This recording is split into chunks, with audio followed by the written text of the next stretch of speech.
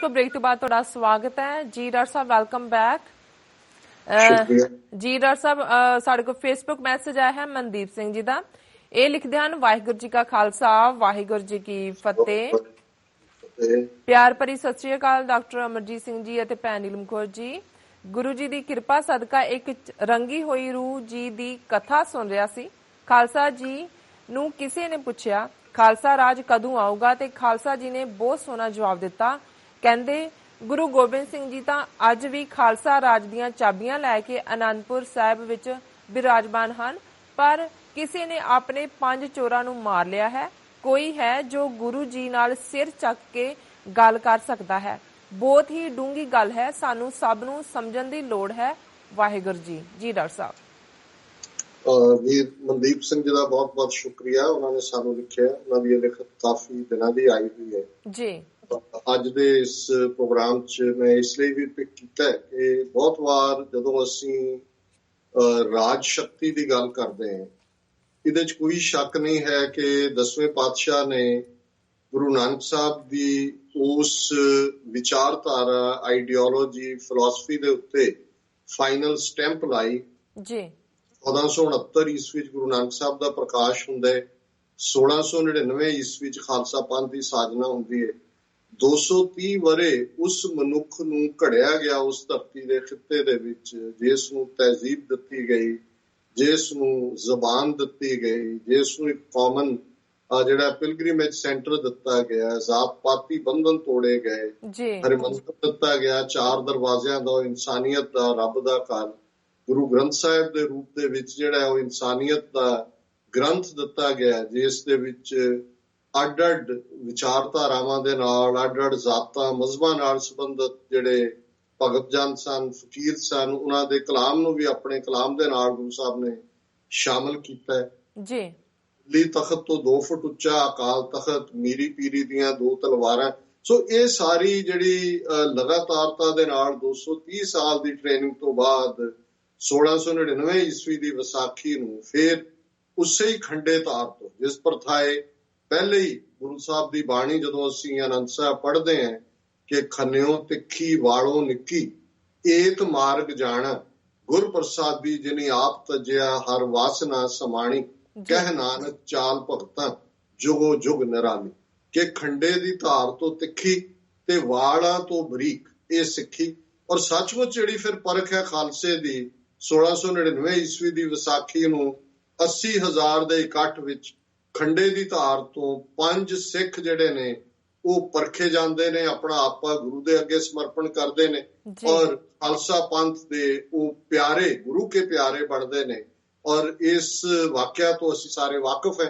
ਹੁਣ ਵੀਰ ਮਨਦੀਪ ਸਿੰਘ ਕਿਸੇ ਰੰਗੀ ਹੋਈ ਰੂਹ, ਜਿਹੜਾ ਕਿ ਕੋਈ ਰੱਬ ਦਾ ਪਿਆਰਾ ਹੈ, ਉਸ ਦਾ ਹਵਾਲਾ ਦੇ ਕੇ ਇਹ ਗੱਲ ਯਾਦ ਕਰਵਾਉਂਦੇ ਨੇ ਕਿ ਭਾਈ ਜਦੋਂ ਅਸੀਂ ਇਸ ਰਸਤੇ ਤੇ ਤੁਰਨੇ, ਕਿਉਂਕਿ ਜਦੋਂ ਸਿੱਖ ਰਾਜ ਸ਼ਕਤੀ ਦੀ ਗੱਲ ਕਰਦਾ ਹੈ, ਪੋਲੀਟੀਕਲ ਪਾਵਰਟੀ ਦੀ ਗੱਲ ਕਰਦਾ, ਅਸੀਂ ਕਿਸੇ ਦਾ ਹੱਕ ਮਾਰਨ 'ਚ ਯਕੀਨ ਨਹੀਂ ਰੱਖਦੇ, ਅਸੀਂ ਕੋਈ ਜ਼ਾਲਮਾਨਾ ਰਾਜ ਯਕੀਨ ਨਹੀਂ ਰੱਖਦੇ। ਸਾਡੇ ਲਈ ਰਾਜ ਦਾ ਕਾਨਸੈਪਟ ਆਲਰੇਡੀ ਗੁਰੂ ਅਰਜਨ ਸਾਹਿਬ ਨੇ ਗੁਰੂ ਗ੍ਰੰਥ ਸਾਹਿਬ ਦੇ ਵਿੱਚ, ਔਰ ਉਸ ਤੋਂ ਵੀ ਪਹਿਲਾਂ ਭਗਤ ਰਵਿਦਾਸ ਜੀ ਨੇ, ਜਦੋਂ ਬੇਗਮਪੁਰਾ ਸ਼ਹਿਰ ਕੋ ਨਾਓ ਦੁੱਖ ਅੰਦੋ ਨਹੀਂ ਤਹਿ ਠਾਓ, ਨਹਿ ਖਿਰਾਜ ਤਸ਼ਵੀਸ਼ ਨਾ ਮਾਰ, ਖੌਫ ਨਾ ਖਤਾ ਨਾ ਤਰਸ ਜਵਾਲ। ਹੁਣ ਇਸ ਦੇ ਨਾਲ ਉਹ ਕ੍ਰਾਈਟੇਰੀਆ ਰੱਖਿਆ ਹੋਇਆ ਕਿ ਭਾਈ ਇਹ ਬੇਗਮਪੁਰਾ ਸ਼ਹਿਰ ਕੋ ਨਾਓ, ਤੇ ਉਹ ਧਰਤੀ, ਉਹ ਰਾਜ ਭਾਗ ਜਿੱਥੇ ਕੋਈ ਗਮ ਨਾ ਹੋਏ, ਗਮਾਂ ਤੋਂ ਰਹਿ। ਔਰ 5ਵੇਂ ਪਾਤਸ਼ਾਹ ਨੇ ਯਾਦ ਕਰਵਾਇਆ ਕਿ ਹੁਣ ਹੁਕਮ ਹੋਆ ਮਿਹਰਬਾਨ ਦਾ, ਪੈ ਕੋਏ ਨਾ ਕਿਸੇ ਰਿੰਝਾਣ ਦਾ, ਸਭੇ ਸੁਖਾਲੀ ਉੱਠਿਆ ਹੁਣ ਹੋਆ ਹਲੇਮੀ ਰਾਜ। ਤੇ ਇਹ ਰੱਬ ਦਾ ਹੁਕਮ ਹੈ ਕਿ ਜਿਹੜੀ ਰੱਬ ਦੀ ਰਜ਼ਾ ਦੇ ਵਿੱਚ ਉਹੀ ਰਾਜ ਖਿੱਤਾ ਪ੍ਰਵਾਨ ਹੈ, ਕਬੂਲ ਹੈ, ਉਹੀ ਹਲੇਮੀ ਰਾਜ ਕਹਾਣ ਦਾ ਹੱਕਦਾਰ ਹੈ, ਜਿੱਥੇ ਪੈ ਕੋਏ ਨਾ ਕਿਸੇ ਰਿੰਝਾਣ ਦਾ, ਜਿੱਥੇ ਕੋਈ ਕਿਸੇ ਨੂੰ ਤੰਗ ਨਹੀਂ ਕਰਦਾ, ਕੋਈ ਕਿਸੇ ਦੇ ਹੱਕ ਨਹੀਂ ਖੋਹਦਾ, ਕੋਈ ਕਿਸੇ ਦੇ ਮਨੁੱਖੀ ਹੱਕ ਵਾਇਲੇਟ ਨਹੀਂ ਕਰਦਾ, ਤੇ ਉਸ ਰਾਜ ਦੇ ਵਿੱਚ ਹੀ ਫਿਰ ਸਭੇ ਸੁਖਾਲੀ ਉੱਠੀ ਹੈ, ਜਿੱਥੇ ਸਾਰੇ ਸੁਖੀ ਵਸਣ। ਸੋ ਜ਼ਾਹਰ ਹੈ ਇਹ ਸਾਡਾ ਆਈਡੀਅਲ ਹੈ, ਆਦਰਸ਼ ਹੈ। ਔਰ ਇਹਦੇ 'ਚ ਵੀ ਕੋਈ ਸ਼ੱਕ ਨਹੀਂ ਕਿ ਜਿਹੜਾ ਸਿੱਖ ਹੈ ਉਹ ਸੰਤ ਸਿਪਾਹੀ ਦੇ ਤੌਰ ਤੇ, ਸਿਪਾਹੀ ਬਣਨ ਤੋਂ ਪਹਿਲਾਂ, ਸਿਪਾਹੀ ਦਾ ਮਤਲਬ ਸੋਲਜਰ ਹੈ ਜਿਹੜਾ ਸੱਚ ਲਈ ਲੜ ਰਿਹਾ, ਇਹ ਕੋਈ ਰੈਂਕ ਨਹੀਂ ਹੈ ਕਿ ਇੱਕ ਜਨਰਲ ਹੈ ਤੇ ਇੱਕ ਬ੍ਰਿਗੇਡੀਅਰ ਹੈ ਤੇ ਇੱਕ ਸਭ ਤੋਂ ਥੱਲੜਾ ਸਿਪਾਹੀ ਹੈ। ਇੱਥੇ ਸਿਪਾਹੀ ਜਦੋਂ ਇੱਕ ਜਨਰਲ ਵੀ ਅਮਰੀਕਾ ਦਾ ਕਹੇਗਾ ਉਹ ਕਹੇਗਾ ਜੀ ਆਈ ਐਮ ਏ ਸੋਲਜਰ। ਉਹਦਾ ਮਤਲਬ ਇਹ ਹੈ ਕਿ ਸੋਲਜਰ ਉਹ ਹੈ ਜਿਹੜਾ ਉਹਨਾਂ ਵੈਲਿਊਜ਼ ਦੇ ਨਾਲ ਪਰੋਇਆ ਹੋਇਆ ਹੈ, ਉਹਨਾਂ ਦੇ ਵਿੱਚ ਗੜੁੱਚ ਹੈ, ਉਹਨਾਂ ਦੇ ਵਿੱਚ ਗੜੁੰਦ ਹੈ, ਜਿਸ ਨੂੰ ਮੈਂ ਇੱਕ ਸਕਾਲਰ ਜਿਨ੍ਹਾਂ ਨੇ ਮੈਨੂੰ ਇੱਕ ਵਾਰ ਪੁੱਛਿਆ ਕਿ ਜੀ ਇਹ ਸੰਤ ਸਿਪਾਹੀ ਦਾ ਕਨਸੈਪਟ ਕੀ ਹੈ ਇਨ ਬਰੀਫ, ਤੇ ਮੈਂ ਕਿਹਾ ਜੀ ਜੇ ਵਨ ਲਾਈਨਰ ਕਹਿਣਾ ਹੋਏ ਇਹਦਾ ਮਤਲਬ ਇਹ ਹੈ ਕਿ ਇਹ Sikh should have the wisdom of a saint and the courage of a soldier. ਇੱਕ ਸਿੱਖ ਦੇ ਵਿੱਚ ਸੰਤ ਦੀ ਸਿਆਣਪ ਔਰ ਸੋਲਜਰ ਦਾ ਹੌਸਲਾ। ਹੁਣ ਇਹ ਕਹਿਣ ਤੋਂ ਬਾਅਦ ਮੈਂ ਇਹ ਕਹਿਣਾ ਚਾਹੁੰਦਾ ਹਾਂ ਵੀ ਅੱਜ ਇੱਕ ਤਬਕੇ ਦੇ ਲਈ, ਮੈਂ ਵੀਰ ਮਨਦੀਪ ਸਿੰਘ ਜ਼ਰੂਰ ਉਹਨਾਂ ਤੋਂ ਪ੍ਰਭਾਵਿਤ ਹੋਏ, ਜ਼ਾਹਰ ਹੈ ਚੰਗੇ ਰੱਬੀ ਰੂਹ ਹੋਣਗੇ, ਪਰ ਅੱਜ ਇਹ ਗੱਲ ਇੱਕ ਭਗੌੜਿਆਂ ਦੀ ਢਾਲ ਵੀ ਬਣ ਗਈ ਹੈ ਜਿਹੜੇ ਖਾਲਿਸਤਾਨ ਦੀ ਵਿਚਾਰਧਾਰਾ ਤੇ ਨਹੀਂ ਖਲੋਤੇ, ਇਸ ਲਈ ਖਲੋਣ ਲਈ ਤਿਆਰ ਨਹੀਂ, ਜਾਂ ਜੇ ਮੈਂ ਇਹ ਕਹਾਂ ਕਿ ਵੀ ਤੱਤੇ ਰੇਤੇ ਤੇ ਪੈਰ ਰੱਖਣ ਨੂੰ ਤਿਆਰ ਨਹੀਂ, ਉਹ ਇਹ ਕਹਿਣਗੇ ਜੀ ਪਹਿਲੇ ਸਿੱਖ ਬਣ ਜਾਓ ਖਾਲਿਸਤਾਨ ਆਪੇ ਹੀ ਬਣ ਜਾਏਗਾ। ਫਿਰ ਕੋਈ ਇਹ ਕਹੇਗਾ ਜੀ ਸਾਨੂੰ ਇਸ ਲਈ ਮਾਰ ਪੈ ਰਹੀ ਹੈ ਜੀ ਅਸੀਂ ਸਿੱਖ ਹੀ ਨਹੀਂ ਹੈਗੇ। ਫਿਰ ਕੋਈ ਕਹਿ ਰਿਹਾ ਜੀ ਅਸੀਂ ਜੇ ਗੁਰੂ ਵਾਲੀ ਅਸੀਂ ਨਹੀਂ ਹੈ ਤਾਂ ਸਾਨੂੰ ਮਾਰ ਏਦਾਂ ਹੀ ਪੈਂਦੀ ਰਹੇਗੀ। ਹੁਣ ਇਹਦੇ 'ਚ ਕੋਈ ਸ਼ੱਕ ਨਹੀਂ ਹੈ ਕਿ ਸਾਡੀ ਸਤਤ ਜੰਗ ਹੈ ਅੰਦਰ ਦੇ ਨਾਲ, ਔਰ ਬਾਣੀ ਦੇ ਨਾਲ ਜੁੜਿਆ ਹੋਇਆ ਸਿੱਖ ਜਦੋਂ ਪੜ੍ਹਦਾ ਕਿ ਜਿਨ ਮਿਲ ਮਾਰੇ ਪੰਜ ਮਹਾਦੂਤ ਐਸੋ ਕੌਣ ਬਲੀ ਰੇ, ਕਿ ਭਾਈ ਪਹਿਲੀ ਬਲਵਾਨੀ ਤਾਂ ਇਹ ਹੁੰਦੀ ਹੈ ਕਿ ਪੰਜਾਂ ਨੂੰ ਜਿੱਤਣਾ, ਕਾਮ ਕ੍ਰੋਧ ਲੋਭ ਅਹੰਕਾਰ ਨੂੰ। ਪਰ ਇਹ ਸਤਤ ਲੜਾਈ ਹੈ, ਕੋਈ ਸਰਟੀਫਿਕੇਟ ਨਹੀਂ ਹੈ ਜਿਵੇਂ ਇੱਕ ਸੰਪਰਦਾ ਵਾਲੇ ਨੂੰ ਬ੍ਰਹਮ ਗਿਆਨੀ ਦਾ ਸਰਟੀਫਿਕੇਟ ਦਿੰਦੇ ਨੇ ਕਿ ਲਓ ਜੀ ਹੁਣ ਤੁਸੀਂ ਬ੍ਰਹਮ ਗਿਆਨੀ। ਇਹ ਲੜਾਈ ਲਗਾਤਾਰਤਾ ਦੇ ਨਾਲ ਚੱਲਦੀ ਹੈ, ਜੀਵਨ ਦੇ ਅਖੀਰਲੇ ਸਾਹ ਤੱਕ ਚੱਲਦੀ ਹੈ ਕਿ ਤੁਸੀਂ ਵਿਕਾਰਾਂ ਦੇ ਉੱਤੇ, ਨੈਗੇਟਿਵਿਟੀ ਦੇ ਉੱਤੇ, ਟੈਂਪਟੇਸ਼ਨਸ ਦੇ ਉੱਤੇ ਕਿਵੇਂ ਕਾਬੂ ਪਾਉਣਾ। ਪਰ ਇਸ ਗੱਲ ਦਾ ਧਿਆਨ ਰਹੇ ਕਿ ਜਦੋਂ ਅਸੀਂ ਪੋਲੀਟੀਕਲ ਸੋਵਰਨਿਟੀ ਦੀ ਗੱਲ ਕਰਦੇ ਹਾਂ, ਬਾਦਸ਼ਾਹਤ ਦੀ ਗੱਲ ਕਰਦੇ ਹਾਂ, ਹੁਣ ਜੇ ਸਾਹਿਬਜ਼ਾਦਾ ਅਜੀਤ ਸਿੰਘ, ਸਾਹਿਬਜ਼ਾਦਾ ਜੁਝਾਰ ਸਿੰਘ ਜਿਹੜੇ ਨੇ ਉਹ 16 ਤੇ 14 ਸਾਲ ਦੀ ਉਮਰ 'ਚ ਵੀ ਜੰਗ ਦੇ ਮੈਦਾਨ 'ਚ ਜੂਝਦੇ ਨੇ, ਤੇ ਉਹਨਾਂ ਦੀ ਟ੍ਰੇਨਿੰਗ, ਸੋਲਜਰ ਦੀ ਟ੍ਰੇਨਿੰਗ ਜਦੋਂ 5-6 ਸਾਲ ਦੇ ਸਨ ਉਦੋਂ ਸ਼ੁਰੂ ਹੋ ਜਾਂਦੀ, ਕਿਉਂਕਿ ਇਹ ਨਾਲ ਨਾਲ ਚੱਲਦਾ। ਇੱਕ ਪਾਸੇ ਤੁਹਾਡੀ ਸੇਂਟਲੀ ਟ੍ਰੇਨਿੰਗ ਹੋ ਰਹੀ ਹੈ, ਉਹ ਕੀਰਤਨ ਵੀ ਕਰਦੇ ਸਨ, ਪਾਠ ਵੀ ਕਰਦੇ ਸਨ, ਸਦਾਚਾਰ ਦੇ ਚੰਗੇ ਗੁਣ ਵੀ ਸਿੱਖਦੇ ਸਨ, ਪਰ ਗੱਤਕਾ ਵੀ ਸੀ, ਨੇਜ਼ੇਬਾਜ਼ੀ ਵੀ ਸੀ। ਔਰ ਇਹ ਇਸ ਗੱਲ ਦਾ ਧਿਆਨ ਰਿਹਾ ਕਿ ਇਹ ਕੋਈ ਨਹੀਂ ਹੈ ਜੀ ਪਹਿਲੇ ਸੰਤ ਬਣ ਜਾਓ ਫਿਰ ਸਿਪਾਹੀ ਬਣਿਓ, ਕੋਈ ਕਿਸੇ ਨੇ ਸਰਟੀਫਿਕੇਟ ਦੇਣਾ ਹੈ ਕਿ ਵੀ ਹੁਣ ਤੁਸੀਂ ਸੰਤ ਬਣ ਗਏ ਹੋ ਤਾਂ ਹੁਣ ਤੁਸੀਂ ਸਿਪਾਹੀ ਬਣਨ ਲਈ। ਇਹ ਟ੍ਰੇਨਿੰਗ ਜਿਹੜੀ ਹੈ ਸਾਡੀ ਨਾਲੋਂ ਨਾਲ ਚੱਲਦੀ ਹੈ। ਸੋ ਅਸੀਂ ਜਦੋਂ ਗੁਰੂ ਦੇ ਵੱਲ ਆਪਣਾ ਆਪਾ ਕਰਦੇ, ਗੁਰੂ ਦੇ ਅੱਗੇ ਆਪਾ ਸਮਰਪਣ ਕਰਦੇ ਆ, ਤੇ ਸੰਤ ਸਿਪਾਹੀ ਦਾ ਕਨਸੈਪਟ ਖਾਲਸੇ ਦੇ ਨਾਲ ਹੀ ਬਾਦਸ਼ਾਹਤ ਸ਼ੁਰੂ ਹੋ ਜਾਂਦੀ ਹੈ। ਜਿਹੜਾ ਗੁਰੂ ਕਾ ਅੰਮ੍ਰਿਤ ਲੈਂਦਾ ਹੈ, ਅੰਮ੍ਰਿਤ ਲੈਣ ਤੱਕ ਉਹੀ ਪਹੁੰਚਦਾ ਜਿਹਨੇ ਆਪਣੇ ਆਪ ਨੂੰ ਤਿਆਰ ਕਰ ਲਿਆ ਕਿ ਮੈਂ ਹੁਣ ਇਸ ਰਸਤੇ ਤੇ ਤੁਰਨਾ। ਇਹਦਾ ਮਤਲਬ ਇਹ ਨਹੀਂ ਹੁੰਦਾ ਕਿ ਉਹ ਪੁੱਗ ਗਿਆ, ਇਹ ਤਾਂ ਗੁਰੂ ਦੇ ਉਸ ਸਕੂਲ ਦੇ ਵਿੱਚ ਦਾਖਲ ਹੈ ਕਿ ਜਿਸ ਤੋਂ, ਜਿਹਦੇ ਬਾਰੇ ਇੱਕ ਪੰਜਾਬੀ ਕਵੀ ਦੀਆਂ ਲਾਈਨਾਂ ਮੇਰੇ ਮਨ 'ਚ ਆ ਰਹੀਆਂ ਨੇ ਕਿ ਸਿੰਘ ਪੜ੍ਹੇ ਨੇ ਜਿਸ ਸਕੂਲੇ, ਸੀਸ ਉਸ ਦੀਆਂ ਫੀਸਾਂ ਨੇ, ਜਿੱਥੋਂ ਜਰਨੀਆਂ ਸਿੱਖੀਆਂ ਇਹਨਾਂ, ਧਰਮ ਲਈ ਪੀੜਾ ਚੀਸਾਂ ਨੇ, ਪੈਰੀ ਪਈਆਂ ਹੋਣੀਆਂ ਨੂੰ ਇਹ ਦਿੰਦੇ ਆਪ ਅਸੀਸਾਂ ਨੇ, ਖੇਡ ਜਿਨ੍ਹਾਂ ਦੀ ਨਾਲ ਮੌਤ ਦੇ, ਉਹਨਾਂ ਦੀਆਂ ਕੀ ਰੀਸਾਂ ਨੇ, ਤਾਰੇ ਦੇਣ ਗਵਾਹੀ ਜਿਨ੍ਹਾਂ ਅੱਖੀਂ ਡਿੱਠੀਆਂ ਕਾਰਾਂ ਨੇ, ਜਿੰਦ ਧਰਮ ਦੇ ਲੇਖੇ ਲਾਉਣੀ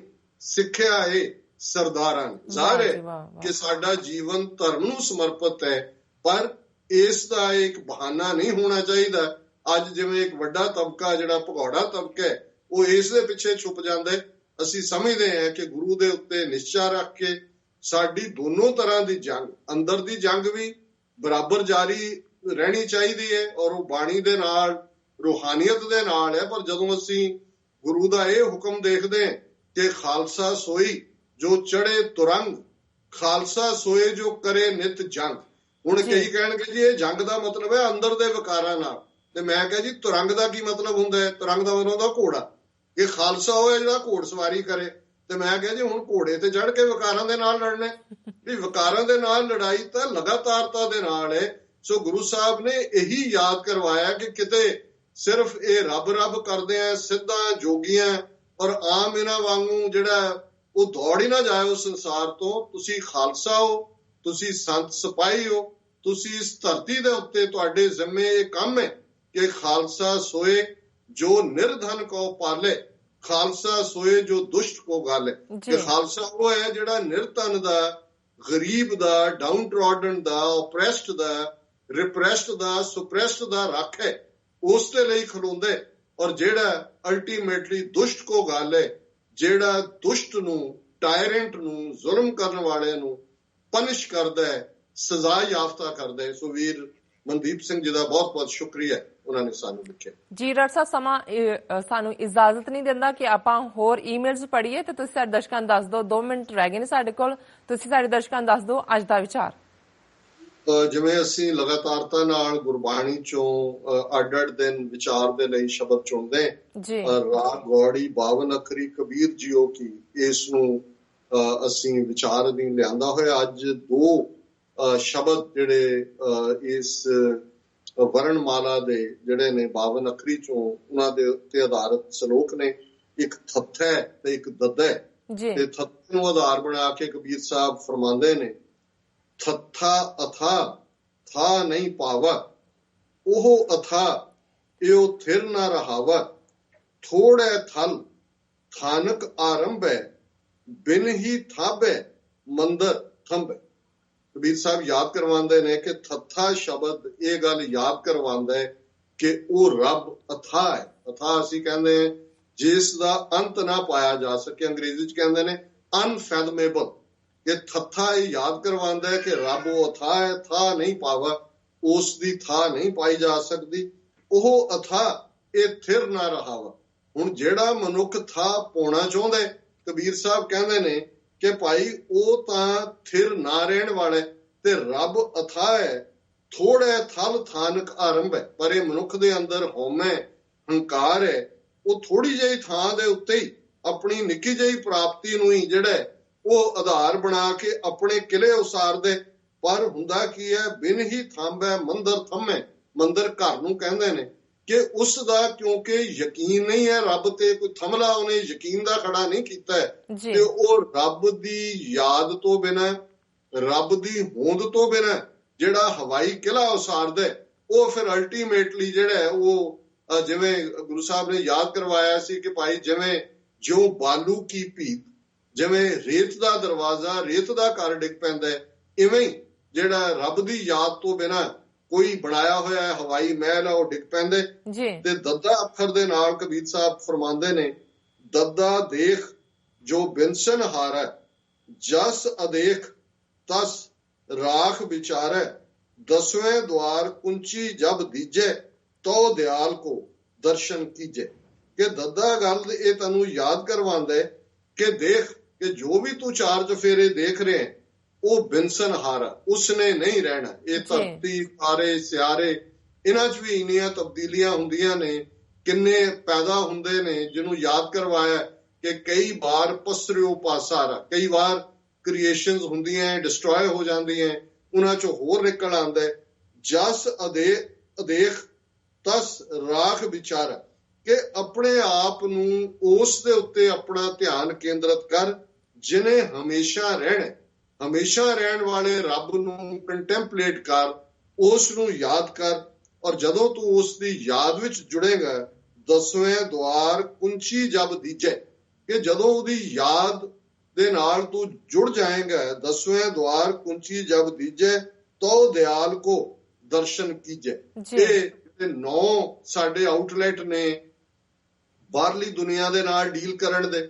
ਔਰ 10ਵਾਂ ਦੁਆਰ ਜਦੋਂ ਕਿਹਾ ਜਾਂਦਾ ਹੈ, ਇਹ ਉਹ ਅੰਦਰਲਾ ਸਾਡਾ ਭੇਤ ਹੈ ਜਿਹੜਾ ਸਿਰਫ ਇਹ ਦਰਵਾਜ਼ਾ ਉਦੋਂ ਖੁੱਲਦਾ ਜਦੋਂ ਰੱਬ ਦੀ ਯਾਦ ਇਸ ਕਦਰ ਪ੍ਰਬਲ ਹੁੰਦੀ ਹੈ, ਵੈਰਾਗ ਦੀ ਕਾਂਗ ਇਸ ਕਦਰ ਉੱਠਦੀ ਹੈ ਕਿ ਨਿਰੰਕਾਰ ਆਪਣੇ ਗਲ ਦੇ ਨਾਲ ਜਿਹੜੇ ਨੇ ਉਹ ਜੋੜ ਲੈਂਦੇ ਨੇ, ਆਪਣੇ ਆਪ ਦੇ ਨਾਲ ਉਹ ਮਿਲਾ ਲੈਂਦੇ ਨੇ। ਔਰ ਗੁਰੂ ਸਾਹਿਬ ਨੇ ਵੀ ਗੁਰਬਾਣੀ 'ਚ ਕਬੀਰ ਸਾਹਿਬ ਦੇ ਇਸ ਫਰਮਾਨ ਰਾਹੀਂ ਯਾਦ ਕਰਵਾਇਆ ਕਿ ਜਦੋਂ ਦਇਆਲ, ਉਹ ਨਿਰੰਕਾਰ ਦਿਆਲੂ ਹੁੰਦੇ ਨੇ, ਆਪਣੀ ਗਲਿੰਪਸ, ਆਪਣਾ ਦਰਸ਼ਨ ਦਿੰਦੇ ਨੇ, ਤੇ ਫਿਰ 10ਵੇਂ ਦੁਆਰ ਦੇ ਜਿਹੜਾ ਜੰਦਾ ਉਸ ਦੀ ਮਾਨੋ ਇਹ ਚਾਬੀ ਹੈ, ਔਰ ਉਹ 10ਵਾਂ ਦੁਆਰ ਖੁੱਲ ਜਾਂਦਾ ਹੈ। ਇਹ ਅੱਜ ਦਾ ਵਿਚਾਰ। ਜੀ ਡਾਕਟਰ ਸਾਹਿਬ, ਤੁਹਾਡਾ ਬਹੁਤ ਬਹੁਤ ਸ਼ੁਕਰੀਆ, ਤੁਸੀਂ ਸਾਡੇ ਦਰਸ਼ਕਾਂ ਦੇ ਰੂਬਰੂ ਹੋਏ ਹੋ ਤੇ ਹੁਣ ਆਪਾਂ ਆਪਣੇ ਦਰਸ਼ਕਾਂ ਕੋਲ ਲੈਣੇ ਇਜਾਜ਼ਤ। ਵੀਰ, ਸਾਡੇ ਪ੍ਰੋਗਰਾਮ ਦਾ ਸਮਾਂ ਇੱਥੇ ਸਮਾਪਤ ਹੁੰਦਾ। ਤੁਸੀਂ ਆਪਣੀ ਰਾਏ ਤੇ ਸੁਝਾਅ ਸਾਨੂੰ ਭੇਜਣਾ ਭੁੱਲਣਾ ਸਾਡੇ ਇਸ ਪਤੇ ਤੇ SOS@TV84 ਤੇ। ਅਸੀਂ ਫਿਰ ਆਪਣਾ ਪ੍ਰੋਗਰਾਮ ਸੱਚੋ ਸੱਚ ਲੈ ਕੇ ਫਿਰ ਦੁਬਾਰਾ ਹਾਜ਼ਰ ਹੋਵਾਂਗੇ। ਤਦ ਤੱਕ ਲਈ ਮੈਨੂੰ ਤੇ ਪ੍ਰੋਡਕਸ਼ਨ ਨੂੰ ਆਗਿਆ ਦਿਓ। ਦੇਖਦੇ ਰਹੋ TV84। ਬੁਲਾ ਦਿਓ ਫਤਿਹ। ਵਾਹਿਗੁਰੂ ਜੀ ਕਾ ਖਾਲਸਾ, ਵਾਹਿਗੁਰੂ ਜੀ ਕੀ ਫਤਿਹ।